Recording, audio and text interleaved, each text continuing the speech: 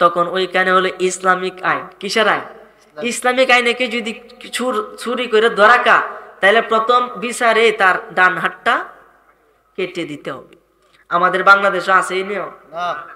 ওইলারও জরিমানা লাগা মামলা করে, কথা কোন ঠিক কিনা? অথচ কোরআনে বইলা দিছে তো চুর ধরাকা তার ডান হাতটা কাটতে দেও। এরপর যদি সে চুরি করে আবার ধরাকা বাম হাতটা কাটো, এরপরও ডাইন ট্যাং, এরপরে বাম ট্যাং, এর হুঙ্গু বানায় ফালা এত, বলেন না সুবহানাল্লাহ।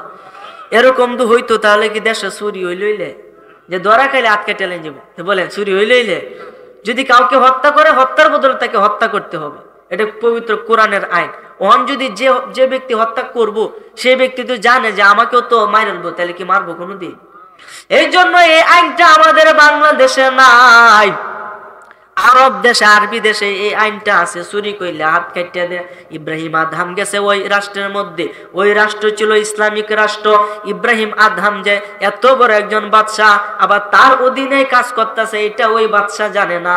না জেনে কি করছে, যে তুমি চুরি করছো তোমার হাত কাটতে হবে, তার ডান হাতটা কাইটা দিছে।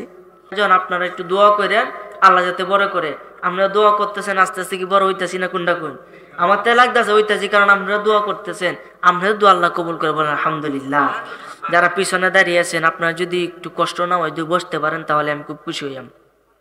আমি অল্পক্ষণ কথা বলবো রে বাবা, বেশিক্ষণ বলবো না। হ্যাঁ, এটাই আমি কইতাছি। যাক, আমি শুরুতেই আপনাদের সামনে পবিত্র কালামুল্লাহ শরীফ হইতে একটা আয়াতাংশ তেলাওয়াত করেছি। ইন্নাল্লাহা কুল্লি শাইইন কাদির, ইন্নাল্লাহা আলা কুল্লি শাইইন কাদির, যে আল্লাহ কি সমস্ত যত সম্পত্তি আছে, বিশ্ব আছে, যা কিছু আছে, সমস্ত কিছুর মালিক কে? আল্লাহ যাকে ইচ্ছা তাকে সম্পদ দান করে, যার কাছ থেকে ইচ্ছা সম্পদ কেড়ে নেয়। যাকে ইচ্ছা তাকে এক নিমিষে ফকির বানাইতে পারে, আর ফকিরকে এক নিমিষে বাদশা বানাইতে পারে। সুবহান। ক্ষমতা কার? আল্লাহ পারে কি পারে না? একজন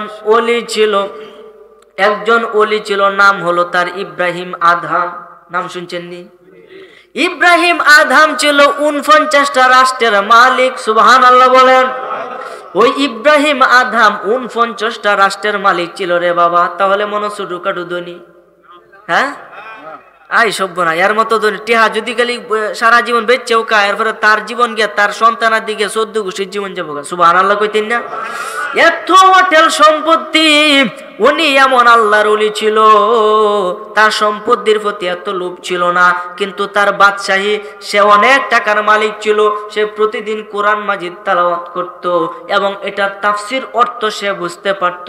প্রতিদিন কোরআন মাজিদ তেলাওয়াত করতে করতে একটা আয়াত পাইল, তুইজ্জু মান তাশা ওয়া তুযিল্লু মান তাশা বিয়াদিকাল খায়র। বলেন সুবহানাল্লাহ। এই আয়াতটা পাইছে, পায়া সে হাসতেছে। আরে হাসো কেন? কারণ এই আয়াতের মধ্যে লেখা, ও তুইজ্জু মান তাশা, আল্লাহ যাকে ইচ্ছা তাকে ইজ্জত দান করে, ও তুযিল্লু মান তাশা, এবং যার কাছ থেকে ইচ্ছা ইজ্জত কেড়ে নেয়, সম্মান কেড়ে নেয়। বলেন সুবহানাল্লাহ। যাকে ইচ্ছা তাকে ধন সম্পদ দান করে, আবার যার কাছ থেকে ইচ্ছা ধন সম্পদ কেড়ে নেয়।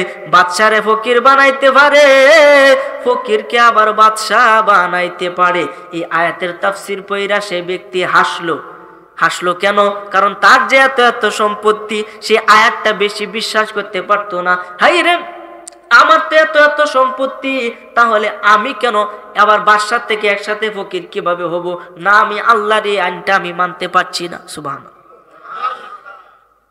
এটা কি কোরআনের বিরোধী গেছে সে? কিন্তু না, কিন্তু বুঝতেছে না এটা কিভাবে সম্ভব। এত বড় বাদশা, আমি আবার ফকির হয়ে রা? আরে তারে তো বলেন, আল্লাহ কইছে বাদশারে ফকির বানাইতে পারে, ফকিরে বাদশা বানাইতে পারে। কিন্তু আল্লাহর খেলা কি বোঝার কোনো সাধ্য আছে মানুষের? সাধ্য নাই। কোন কাটতে দেখ। যাক, তখন এরপরের দিন তিনি কি করলো, তার যে সাঙ্গপাঙ্গ আছে সবাই ডাকায় আনার পরে কইতাছে, ভাইয়েরা আমি তো আজকে শিকারে যাব। তার খুব শিকার করার ইচ্ছা ছিল, জঙ্গলের মধ্যে গিয়া। আমি একা একাই যাবো শিকার করতে, আমার খুব ইচ্ছা শিকার করো। হুজুর তাহলে কয়েকজন সাথী লয়ে যায়? না, কেউ লাগতো না, আমি একাই যাবো। কচ্ছে ঠিক আছে।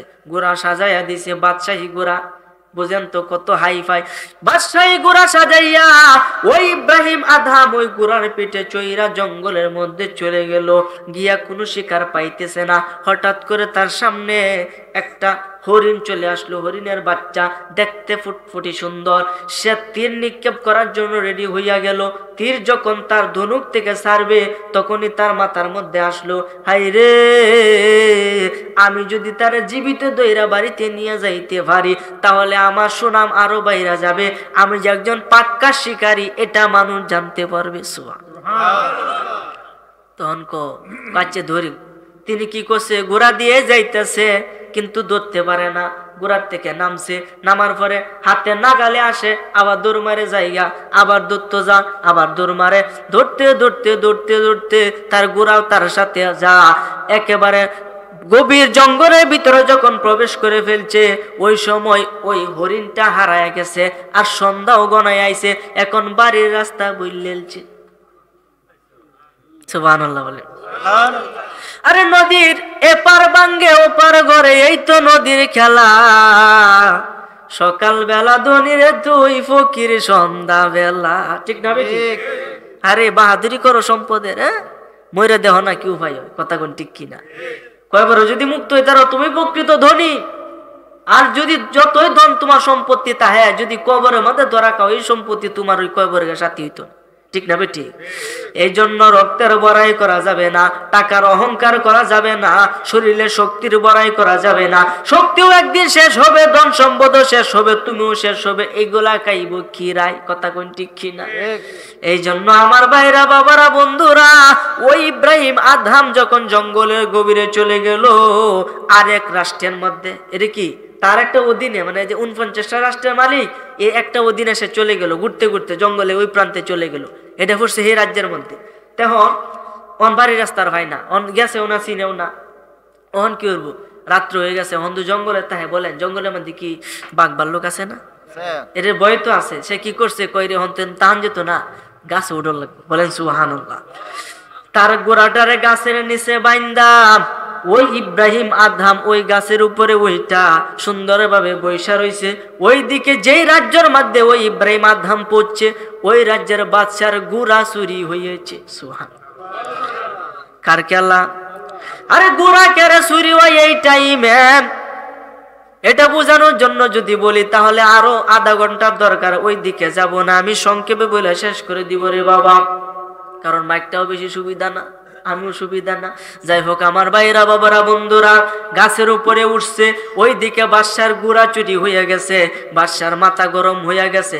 এই আমার রাজ্য থেকে কেলা চুরি করে নে, যা যা যা তাড়াতাড়ি তোরা পাহারা লাগা আর খবর লাগা কোথায় কি কোনো গুড়া নি বেচা কিনা হয়েছে বা কোনো চুর লইয়া যাইতেছে, যা বিছাগা। পাড়ায় দিছে তার সিপাহী, পাড়ায় দেওয়ার পরে ঘুরতেছে ঘুরতেছে কিন্তু কোথাও তার এই গোড়া পায় না। অবশেষে দুইজন প্রহরী গেছে জঙ্গলের রাস্তায়, গিয়া কয় দিহি বাদশার গোড়া নিয়ে জঙ্গল দিয়ে চুরনি লইয়া গেছে। বাদশার গোড়া তো সব একই ধরনের হবে, যেহেতু হিলাও বাদশা হিলাও বাদশা। লইয়া গেছে, গিয়া দেখে হঠাৎ একটা গাছের নিচে সুন্দর একটা গোড়া বান্ধা, দেখে রাজকীয় ভাব। তারা তো আর বাদশার গোড়া দেখে তো আর এত রাত্রে চিনে না, এই যে বাদশার গোড়া, এটাই তো বাদশার গোড়া। চুর মনে হয় আশেপাশে আছে। সুবহান। আচ্ছা এর কি চুর না বাদশা? তেরে যে চুর কইতাছে কার খেলা? এই যে অতইজু মন্তাসা অতজিল্লু মন্তাসা বিয়াদিকাল খায়র। সুবহানাল্লাহ। তখন এই গুড়া লইয়া যখন আসতেছে একটা কই দো তাকায় দেখো গাছের উপরে বইয়া রইছে। এই তো সুর, তাড়াতাড়ি আরে নামা। কুড়া দেফার দে তারে নামাইছে। কই বেটা নাম, তুই তো 1 নাম্বার চোর। কর না বাবা আমার কথাটা শোনো, আমি চোর না, আমি চোর না। কই আমার কথা কস? এই ইব্রাহিম আদহাম রহমতুল্লাহ আলাইহি ওনাকে দইরা বাইন্দা লয়ে গেছে ওই বাদশার দরবারে। তখন ওইখানে হলো ইসলামিক আইন। কিসের আইন? ইসলামিক আইনে কি যদি চুরি করে ধরাকা তাহলে প্রথম বিচারে তার ডান হাতটা কেটে দিতে হবে। আমাদের বাংলাদেশে আছে এই নিয়ম না, ওইলারও জরিমানা লাগা মামলা করে, কথা কোন ঠিক কিনা?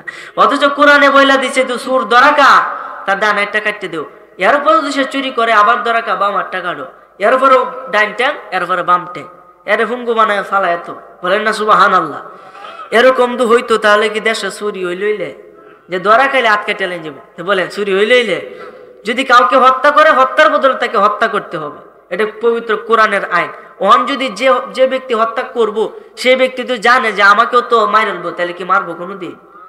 এই জন্য এই আইনটা আমাদের বাংলাদেশে নাই, আরব দেশে, আরবি দেশে এই আইনটা আছে, চুরি করলে হাত কাটিয়ে দেয়। ইব্রাহিম আদহাম গেছে ওই রাষ্ট্রের মধ্যে, ওই রাষ্ট্র ছিল ইসলামিক রাষ্ট্র। ইব্রাহিম আদহাম যে এত বড় একজন বাদশাহ, আবার তার অধীনে কাজ করতেছে, এটা ওই বাদশাহ জানে না।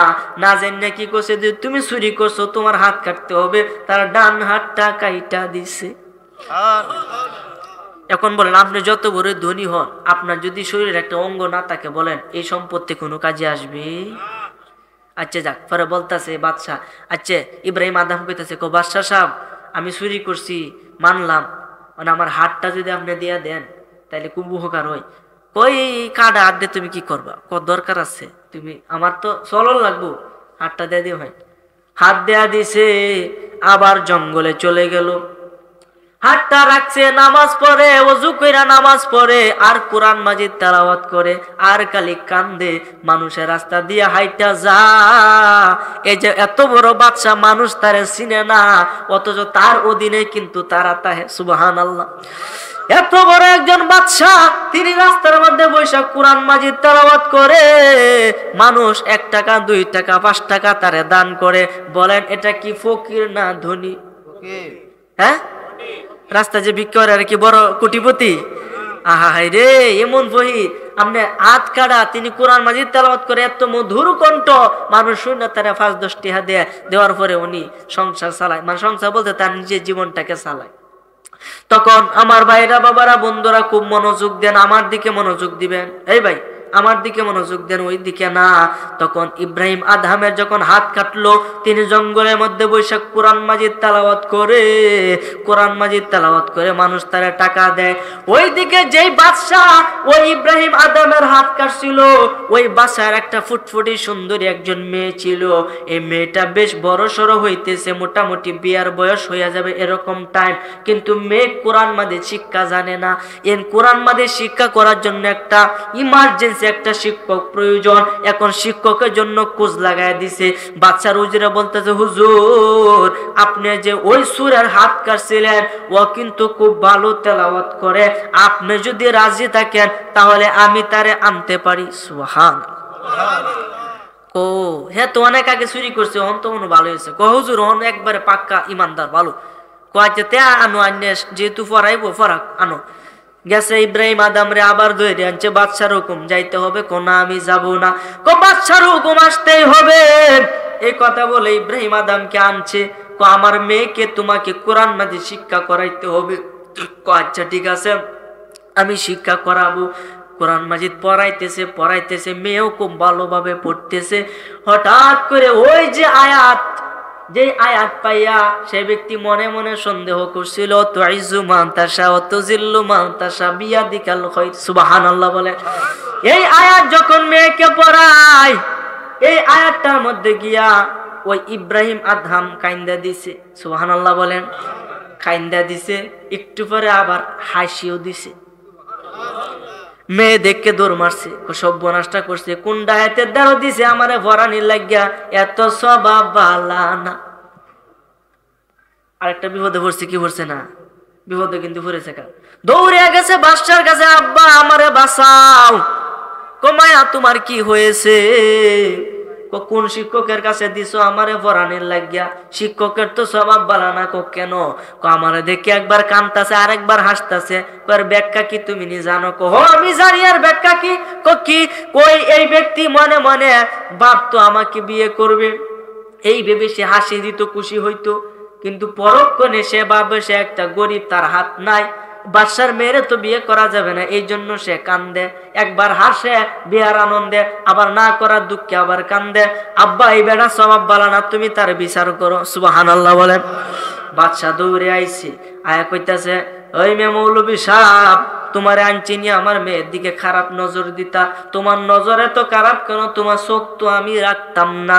হুজুর বেয়াদবি মাফ করবেন, আমার অপরাধ দেখি আমাকে বলেন। তোমার অপরাধ হলো একটাই, তুমি আমার মেয়েরে দেখে একবার হাসো, আরেকবার কেন কাঁদো? এটার ব্যাখ্যা কি আমাকে দাও। তখন ইব্রাহিম আদহাম চোখের পানি আর রাখতে পারে না। এতদিনে তার ভুলটা বুঝতে পারছে যে আল্লাহ তো আসলে সবকিছু পারে।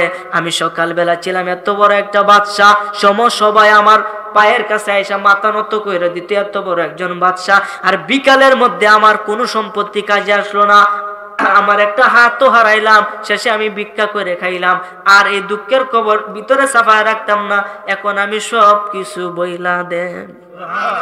আল্লাহুম্মা সাল্লি আলা সাইয়্যিদিনা মাওলানা মুহাম্মদ ওয়া আলা সাইয়্যিদিনা মাওলানা। যাই হোক, এই কথা কইতাছি না, বিদ্যা জীবন সপ্তাহ সিরে যাইতেছে মাইকে তো কথা কই আমরা তো দেখুনি।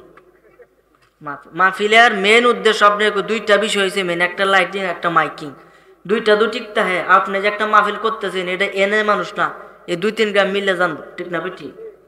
এই জন্য মাহফিল কি যে করতেছে, টেহা কি কম খরচ হয়েছে? কোনটা কোন টেহা জেনি করছো আর এনি হয়েছে, বক্তারা জেনি খাওয়ানির এনি খাওয়াইতেছে, সব ঠিক আছে, সব ঠিক আছে, কিন্তু এই যে হয়ে গেছে কাম। যাক আমার ভাইরা, বাবারা, বন্ধুরা, ওই ইব্রাহিম আদম ডাক দেয়া কয়, বাদশা গো আমারে চিনোনি, তুমি আমারে চিনোনি? তুমি কেডা? আমি হইলাম ইব্রাহিম আদহাম। সুবহানাল্লাহ। ইব্রাহিম আদহামের নাম শুনতে ওই বাদশা তো কুরসি থেকে দাঁড়ায় গেছে, হুজুর আপনি, আমি কি ভুল করলাম হুজুর? এই অবস্থা আপনার কিভাবে? দয়া করে আপনার পরিচয়টা একটু দেন, কিভাবে আপনার এই অবস্থা হইল? ইব্রাহিম আদমের নাম শুনে বাদশার শরীরে লুম্বা কারে বসে সর্বনাশটা করছে, এখন না জানি আমার কি তা করে। সুবহানাল্লাহ। হুজুর আপনি যে ইব্রাহিম আদমের আগে কেন বলেন নাই? ইব্রাহিম আদমে কই তুমি তো আমারে সুযোগই দিছ না কল লাগি, আমি কিভাবে কইয়াম? হুজুর করুন ইতিহাসটা কি? কো বাবা রে, আমি যখন কোরআন মাজিদ তেলাওয়াত করতাম আমি তার অর্থ বুঝতে পারতাম। আমি যখন ওই ওর মাঝে এই আয়াতটা পাঠ করলাম, যে আয়াতটা আর ধরুন সমস্যা, যেই আয়াতটা পড়লাম,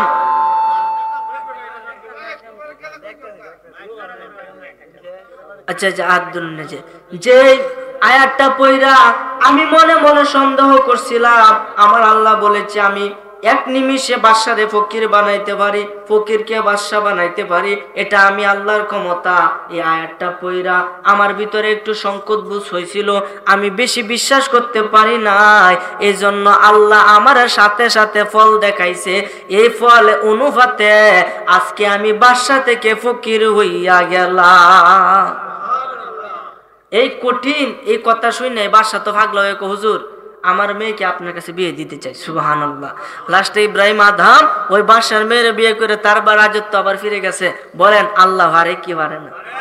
কথা কোন পারে কি পারে না? আরে কুদর মুখে কুদর জীবে কেমনে জপি তোমার নাম, কুদর মুখে কুদর জীবে কেমনে জপি তোমার নাম, জলিল জাব্বার তুমি ও গো রহিম রহমান, জলিল জাব্বার তুমি ও গো রহিম রহমান।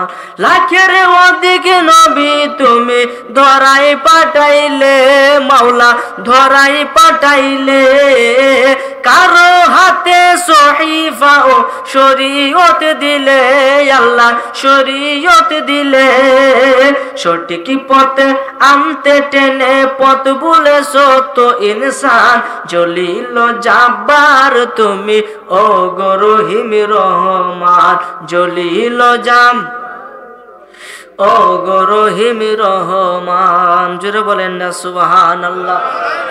ফিসেরারা কথা কই না, বলেন না সুবহানাল্লাহ। বাইরে সুবহানাল্লাহর বহুত পাওয়ার আছে। এই জন্য যেই সময় যেটা বলি আমার সাথে সাথে বলার চেষ্টা করবেন, তাহলে ওয়াজ বুঝতে আপনারা মজা পাইবেন। বাবারে সমস্ত ক্ষমতার মালিক কে? আওয়াজ করে বলেন, সমস্ত ক্ষমতার মালিক কে? ওই আল্লাহ যাকে ইচ্ছা তাকে সম্মানিত করে, হোক সে ছোট না হই বড়, হোক সে ধনী না হই গরিব, যদি আল্লাহ চায় আপনার স্থান উঁচুতে উঠবেই উঠবে। এক বাদশা, আপনার কথা মনে হয়েছে কইতাম নি, বাদশার কথা মনে হয়ে গেছে গা, দেখুন কথাই কথা আনে, কথা কোন ঠিক কিনা, কথাই লতাই সমান, লতা যেমন লম্বা হয় কথা কইলে খালি বাড়তেই তাই, ঠিক না বেটি? এক বাদশা আপনার একটা খাবারের টাইম আর কি, যে কোনো একটা খাবারের টাইম, বিশাল বড় বাদশা তার বিবিরে লইয়া এ বাদশা কি করছে, খাইতে বসে, তো খাইবো স্বাভাবিক, খাইতে বসে, অনেক টাকার মালিক। এমন সময় একটা ভিক্ষুক গিয়া উপস্থিত।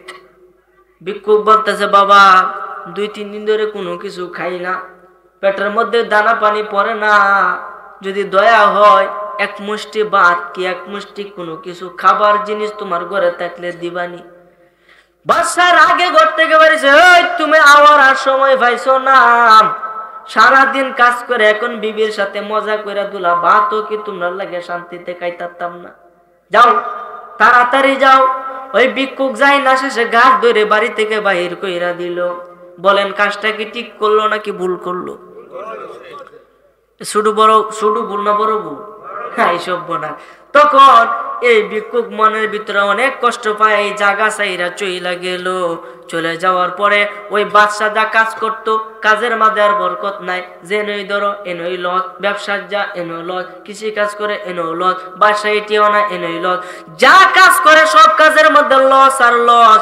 এইভাবে লস দিতে দিতে শেষে সে জায়গা জমি বিক্রি করা শুরু কইরা দিছে।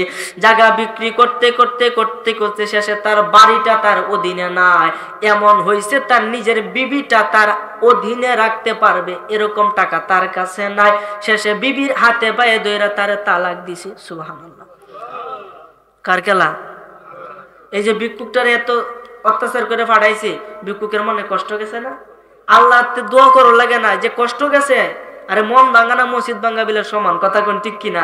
একটা মানুষের মন ভাঙ্গা আর খোদার ঘর মসজিদ ভাঙ্গা সমান কথা, ঠিক না বেটি? তখন এত নিজের বিবির কইতেছে, আমি তোমার রাখতাম না, তুমি একটু তালাক হয়ে যাও গা, আমার আর জানে কোলাই না, আমি তোমার ফালতাম না, তুমি তালাক। তখন তালাক দিচ্ছে। বিবি চলে গেছে। তার সময় শেষ হওয়ার পরে একজন ব্যক্তির কাছে, আবার একজন বড় লোকের কাছে তার বিয়ে হইল। বলেন সুবহানাল্লাহ। এটাকে বলে ভাগ্য। একবার সাথে বিয়ে হইছে, শান্তি মতে খাইছে, এখন তার কাছ থেকে তালাক খাইয়া গেছে আরেক গড়, সেও ব্যক্তি ধনাঢ্য, অনেক সম্পদের মালিক। ওইদিকে যেই বাদশাহ প্রথমে ভিক্ষুককে তাড়ায় দিছে, ওই বাদশার ভিটে মাটি বলতে আর কোনো কিছু নাই, এখন সে ভিক্ষা কইরা খায়। সুবহানাল্লাহ। এখন সে ভিক্ষা কইরা খায়, রাস্তাঘাটে হাঁটে, মানুষের কাছ থেকে 2-4 আনা পাইলে সে ভাত খাইতে পারে, না হলে পাই না।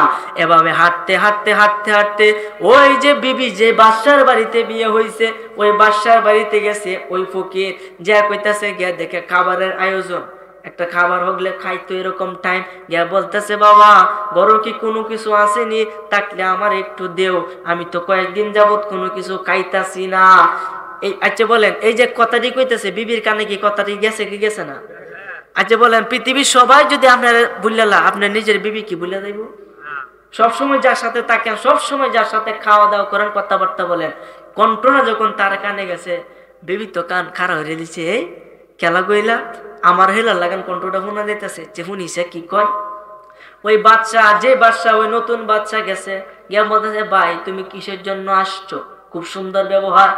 আসছি তো আমি কয়েকদিন যাবত কোনো কিছু খাই না, যদি করো কিছু তাহলে দেও, একটু দাঁড়াও আমি নিয়ে আসতেছি। সুবহানাল্লাহ। আরে এও বাদশা ছিল, এটাও বাদশা ছিল। ওই বাদশার কি অবস্থা, এই বাদশার কি অবস্থা! বাবারে, আল্লাহ যাকে ইচ্ছা তাকে ধন সম্পদ দান করে। ওই বাদশার ভিতরে গিয়ে কইতেছে, বিবি গো মেহেরবানি করে এই ভিক্ষুককে কোনো কিছু খাইতে দাও, আল্লাহ তো আমাদের অসংখ্য অনেক কিছু দিছে, আমরা একবার না খাইলে পরের বার খাইতারাম, কিন্তু এই ভিক্ষুক তো একবার না খাইলে 14 বারও খাইতারে না, একটু কিছু দেও। তখন যখন এটি লইয়া গেছে, লইয়া যাওয়ার পরে এই ভিক্ষুককে দিছে। ভিক্ষুক এমন ভাই খাইতেছে যেমন 10-15 দিন ধরে কোনো কিছু খাই না। বিবি খান খাড়া করে রাখছে। কি কথা কই একটু শুনি। কথা হইতেছে, ভাই এই যে তুমি ভিক্ষা করতেছো, কেন ভিক্ষা করতেছো? ভিক্ষা করা তো ভালো না, নবীর শিক্ষা করিও না ভিক্ষা করা ভালো না। হালালের মাঝে 2টা জিনিস আছে যেটা আল্লাহর কাছে মানে সবচেয়ে নিম্ন হালাল, এর থেকে নিচে আর কোনো হালাল আল্লাহর দরবারে নাই। এক হইছে তালাক দেওয়া, 2 হইছে ভিক্ষা করা। সুবহানাল্লাহ। 2টা জিনিস আল্লাহর কাছে একবারে একদম নিকৃষ্ট হালাল, মানে এর থেকে নিচে আর নাই। এই জন্য তালাক মুখ দিয়ে বাইর করা যাবে না, তালাক শব্দ বাইর করে কুদার আরো সত্যি কাঁপবে। এই তালাক কথাটা কেউ বাইর করবে না, এত সহজ মনে করি না যে এই যে একটা তলাক আরবি একটা শব্দ, অত সহজ না রে বাবা, এত সহজ না। এই জন্য তালাক যাতে আমাদের মুখ দিয়ে না বের, আল্লাহ যাতে তৌফিক দান করে বলেন আমিন। আমার ভাইরা বাবারা খারাপ লাগতেছে নি কেউ? আমারে বলবেন, আমার কষ্ট হয়ে যায়, আমি কিন্তু যাই আমগা, সমস্যা নাই, খারাপ লাগলে কইবেন। তখন ওই বাদশাহ যখন বলতেছে তোমার এই অবস্থা কি করে হইল, তখন এই ফকির নিয়ে বলতেছে হুজুর আপনার মতো মানুষের তুলনা হয় না, আপনার মতো বাদশারা আছে বলে আমাদের মতো গরিব না খায়া আপনাদের কাছে আসে, আপনারা দান করেন আমরা খাই। করে তোমার এরকম হয়েছে কিভাবে এটা বলো। হুজুর আমি ছিলাম একটা বড় বাদশাহ, যার কোনো তুলনা ছিল না, আমার অর্থিন সম্পত্তি ছিল, আমার ধন সম্পদের কোনো কিছু অভাব ছিল না। আপনি এখন যেভাবে খানা লইয়া বসেছিলেন, আমিও একদিন ঠিক এইভাবে আমার বিবি সাবরে লইয়া খানা লইয়া বইয়া থাকতাম। এই যে বইয়া থাকতাম, এমন সময় একটা ভিক্ষুক যাইতো, যাওয়ার পরে আমাকে দোলা খাওয়ান চাইছে, আমি তারে খাওয়ান দেই নাই, উল্টে তারা অসম্মান করে ঘাড় ধাক্কা দিয়ে বাড়ি থেকে বাহির কইরা দিলাম। ওই ভিক্ষুকের অভিশাপে ভিক্ষুকের মনে কষ্ট গেছে, এই কারণে আজকে আমার এই হাল হয়েছে। শেষ পর্যন্ত আমার বিবিকেও আমি রাখতে পারি নাই, এতটুকু অসহায়, আমার বিবিকে তালাক আমি দিয়া দিছি। এখন আমি এইভাবে অসহায়ের মতো মানুষের কাছে গিয়া গিয়া সাহায্য চাই আর নিজের জীবন চালাই। ওই বাদশা ডাক দিয়া কই বাবা রে, তাহলে তো আমার পরিচয়টাও দিতে হয়। ওই দিন তুমি যে লোকটাকে তোমার বাড়ি থেকে গাছ ধরে বাইর করে দিসলা, গাছ ধরে ধাক্কা দিয়া বাইর করে দিসলা, ওই ব্যক্তিটাই আমি বাদশা। আর আসতে কোন সুবহানাল্লাহ। কেলাকার বোঝার কোন সাধ্য আছে? এই যে বাহিরে দিছে সে বাদশা কিন্তু ফকির হয়েছে, ফকির কিন্তু বাদশা হয়ে গেছে। বিবি ডাক দিয়ে কইতে আমার পরিচয় গোপন করি কেরে, এই যে লোকটা আমরা তালাক দিছি না, আমি তোমার তে বিয়া হইছে। সুবহানাল্লাহ। কে বুঝলাই কার কেলাইডা? এই জন্য আমার ভাইরা বাবারা বন্ধুরা, আল্লাহর খেলা কেউ বুঝিতে পারে না, আল্লাহর লীলা কেউ বুঝিতে পারে না, কেউ না। এই জন্য এই ঘটনা থেকে, ঘটনা দুইটা থেকে আমরা এইটুকু শিক্ষা পাইলাম, যতই সম্পত্তি হোক, যতই শক্তিশালী হোক, কখনো অহংকার করা যাবে না। গরিবদেরকে সাহায্য করতে হবে, বড়দেরকে সম্মান করতে হবে, ছোটদেরকে আদর করতে হবে, পরিচিত অপরিচিত সবাইকে সালাম দিতে হবে, সকলের সাথে ভালো ব্যবহার করতে হবে, যাতে মরার পরে অন্তত আপনার নিজের কাছের তিনজন লোক বলে আপনি ভালো মানুষ। এরকম ব্যবহার মানুষের সাথে করতে হবে। ওর মানুষের আইলে তো কোথায় মাথায় টিহা সম্পত্তি বেশি পাওয়ার, বুঝতে মারা বাড়ি 10 তলা দেয় না, কেউ সাইডে যাইতো ময়লা ভরবো, আরে ময়লা, এই ময়লার মাঝে তোমার ফালবো, চিন্তা হইল না। এই কয়েকটা দিনের অপেক্ষা, এই বাহাদুরি করা যাবে। আশেপাশে কি ধনী লোক আছে না? কোনটা কোন ধনী লোক কিন্তু মাহফিলে খুব কমাই, যারা এইসব গরিব। এই জন্য নবীজি কইছে ধনীরা 50,000 বছর আগে, গরিবরা 500 বছর আগে গরিবরা বেহেশতে যাবে। তা আমরা গরিব হয়ে ভালো হয়েছে না কি লস হয়েছে? বহুত ভালো হয়েছে। আমরা গিয়ে আগে ফুরান করাম, এরপরে গিয়ে বুক করবো। আবার সব ধনী না, যেই ধনী আছে কিন্তু দান করে না ওই ধনী। কথা কোন ঠিক কিনা? যে দান করে সে তো ভালো মানুষ, কিন্তু যার আছে এরপরে সে দান করে না, সে কি ভালো মানুষ? কখনো হতে পারে না। সে হচ্ছে একটা হার কিপন, আর কিপন ব্যক্তিকে নবীজি পছন্দ করেন। কথা কোন ঠিক কিনা? এই জন্য আমার ভাইরা বাবারা বন্ধুরা, সব কথার মূল কথা, সব কথার শেষ কথা, আমার আলোচনা এখানে শেষ। 1 ঘন্টার উপরে হয়ে গেছে, আর আলোচনার দরকার নাই। যেটুকু বুঝছেন যদি বাড়িতে নিয়ে যাইতে পারেন আর নিজের জীবনে আমলে পরিণত করতে পারেন, তাহলে জীবন সাকসেসফুল। ঠিক না বেটি? ঠিক। এই জন্য আমার ভাইরা বাবারা বন্ধুরা, সব শেষ বলতে কোনো কিছু হয় না। সময় এখনো আমাদের হাতে আছে, বাব্বার মতো টাইম আছে, এখনো আছে। কিন্তু হয়তো বা 1 সেকেন্ডও এরফের নাই, হয়তো বা আপনি যাইতে পারেন। যেহেতু আল্লাহ আপনাকে একটা বিবেক দিছে, এখন একটু সময় আছে, একটু ভেবে দেখেন আসলে জীবনটা আপনি কোন খাতে ব্যয় করেছেন। একটু ভেবে দেখেন। আরে মরার পরে ভাবলে কাজ হবে না, মরার আগে আপনাকে ভাবতে হবে। ভাববা আপনাকে কবরে যাইতে হবে। বাবারে কবরে যাওয়ার পরে কবরে কিছু নিয়ম আছে, যেগুলো মানলে মুনকার নাকির ফেরেশতা কবরে আসবে না। সুবহানাল্লাহ। নিয়মগুলা যখন আমার চোখের সামনে আসলো, আমি অবাক হইয়া গেলাম। এটা কি এত আশ্চর্য একটা বিষয়! কিতাবের ঘটনা, কিতাবের কাহিনী, কিতাবের কথা, যে কবরের ভিতরে রাখার পরে এই কাগজের টুকরার মধ্যে এই হরফগুলা বা এই আয়াতগুলা লেখা মৃত ব্যক্তির বুকের মধ্যে রাইকা কাফনে কাপড় দিয়া থইয়া দিবা। তার সোয়াল জবাবের লেগে মুনকার নাকির কবরে ঢোয়া সাহস হইতো না। বলেন না সুবহানাল্লাহ। এগুলা গোপন, এগুলা বলা যাবে না, ঠিক আছে? এগুলা যদি জানতেই হয় একান্তভাবে আমার কাছ থেকে জেনে নেবেন ইনশাল্লাহ। আল্লাহ যাতে বলার তৌফিক দান করে, বলেন আমিন। আমার ভাইরা, বাবারা, বন্ধুরা, বর্তমানে এমন একটা যুগ, দলিল ছাড়া কথা বলা যায় না, আবার দলিল ফাইলে হুট করে বলা যায় না, কারণ এটার মধ্যে অনেক ফেস থাকতে পারে। কথা কোন ঠিক কিনা? এই যে একটা ফাইল আমার খাইলাম, কথা এটা না, ফাই আগে বিবেচনা করে দেখ হালাল না হারাম, ঠিক না বেটি? একটা দলিল ফাইয়া বইলা দিবা এটা হবে না, আমি অনেকগুলা জায়গার মধ্যে পাইছি রে বাবা, এই জন্য এটার প্রতি আমার অনেক বিশ্বাস আইছে রে বাবা। এই জন্য আমার ভাইরা, বাবারা, বন্ধুরা, ঘুমানোর আগে একটা গোপন আমল বইলা যায়। ঘুমানোর আগে সহির মাঝে বৈশা যেখানে আপনি ঘুমাইবেন, ওই ঘুমের জায়গার মধ্যে বৈশা আপনি সর্বপ্রথম আউযুবিল্লাহ বিসমিল্লাহ সহ আয়াতুল কুরসি পাঠ করবেন। আয়াতুল কুরসি যে ঘরে পাঠ করা হয়, খোদা কি কসম, সেই ঘরে চোর ঢুকলেও চুরি করতে পারে না।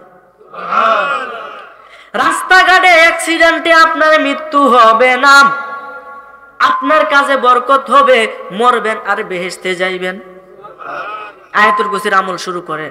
এরপরে আপনি আউযুবিল্লাহ বিসমিল্লাহ পাঠ করবেন। বিসমিল্লাহটা 21 বার পাঠ করবেন। কতবার? বিসমিল্লাহটা 21 বার পাঠ করে আপনি শুইয়া যাবেন। শুয়ে বলবেন আল্লাহুম্মা বিসমিল্লাহ নামে জীবিত হব। এই ঘুমের মানুষ কি মরা না? এই ঘুমের মানুষ কিন্তু মরা, ডাকলেও কিন্তু সারা পাইতেন না। কথা কোন ঠিক কিনা? এই জন্য আল্লাহুম্মা বিসমিকা, হে আল্লাহ বিসমিকা, আপনার নামে আমি শুয়েছি, আমুতু, আমি নিজে মরছি, ওয়া আহিয়া, এবং আবার উঠবো। সুবহানাল্লাহ। অর্থাৎ আল্লাহ নামে মরতেছেন, আল্লাহ নামে উঠবেন। মরা মানে ঘুম, এটাকে ঘুম বোঝাইছে যে আমি আল্লাহর নামে ঘুমাইতেছি, আবার আল্লাহর নামে সজাগ হব। এই বলে ডান কাতের মধ্যে শুইয়া আপনি কি করবেন? লা ইলাহা ইল্লাল্লাহু মুহাম্মাদুর রাসূলুল্লাহ সাল্লাল্লাহু আলাইহি ওয়াসাল্লাম, এই জিকির পরে আপনি ঘুমাইতে থাকবেন। এই জিকির করে ঘুমাই যাবেন ইনশাআল্লাহ তাআলা। বিশ্বাস করা যায়, আচ্ছা আমল কি কঠিন না সহজ? বিশ্বাস করা যায় যদি আমলে পরিণত করতে পারেন, এবং ওই রাতে যদি আপনার মৃত্যু হয় 100% আপনি কালমা পড়ে মরবেন। বলেন আমল করার দরকার আছে না নাই? এই মাহফিলটা আপনার জন্য সার্থক হবে যদি অল্প আমলও আপনি শুরু করেন। কথা কোন ঠিক কিনা? প্রথম আমল হলো 5 ওয়াক্ত নামাজ পড়তে হবে, হারাম খাওয়া যাবে না, হালাল পথে থাকতে হবে, খারাপ কাজ থেকে বিরত থাইকা আল্লাহর আদেশ এবং নবীর সুন্নাত মতে চলতে হবে। এটার নাম হলো শরীয়ত। বলেন সুবহানাল্লাহ। শরীয়তে সবকিছু ঠিক থাকে, আপনার জন্য তরিকত জারি হয়ে যাবে। আপনি আমল শুরু করে দিবেন, রাস্তা দিয়ে হাঁটা শুরু করে দিবেন, রাস্তা দিয়ে হাঁটতে হাঁটতে হাঁটতে হাঁটতে নিগুড় তত্ত্ব, আসল তত্ত্ব মানে হাকিকত আপনি উপলব্ধি করতে পারবেন। আর যখন তার হাকিকত জানবেন, হাকিকতের পরে মারফত করা থাকবে। এই জন্য আগে সবকিছু স্টেপ বাই স্টেপ যাওয়ার লাগবো। গাছে মই ছাড়া ফাল মেরে গাছের আগা তুরন যায় না, গুড়ির থেকে বায়া বায়া উফরে উঠলে। কথা কোন ঠিক কিনা? এই জন্য আপনি শুরু করেন না, এখনো দাঁড়িয়ে রাখেন না, রাখা শুরু করে দেন। এখনো শুরু করেন না, আপনি শুরু করেন, আপনার জন্য সময় এখনো আছে। বাবারে মরার পরে টাইম পাইতেন না, মরার আগে টাইম। কথা কোন ঠিক কিনা? এখন যারা শরীয়ত বাদ দিয়ে মারফত লয়ে দৌড়ে, বলেন এরা কি মারফত কোনো কাজ হইব?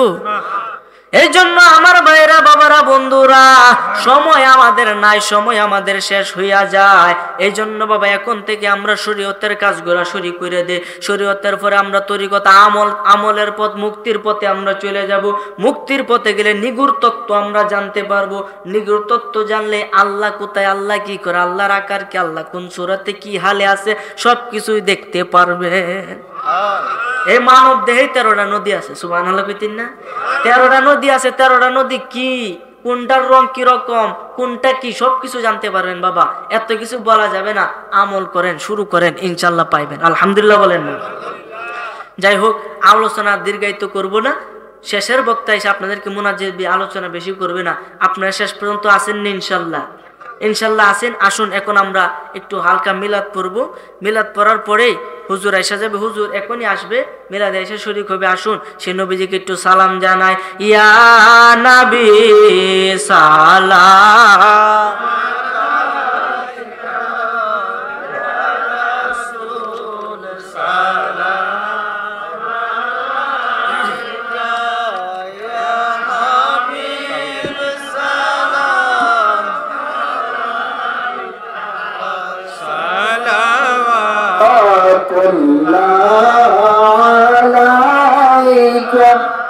يا رسول الله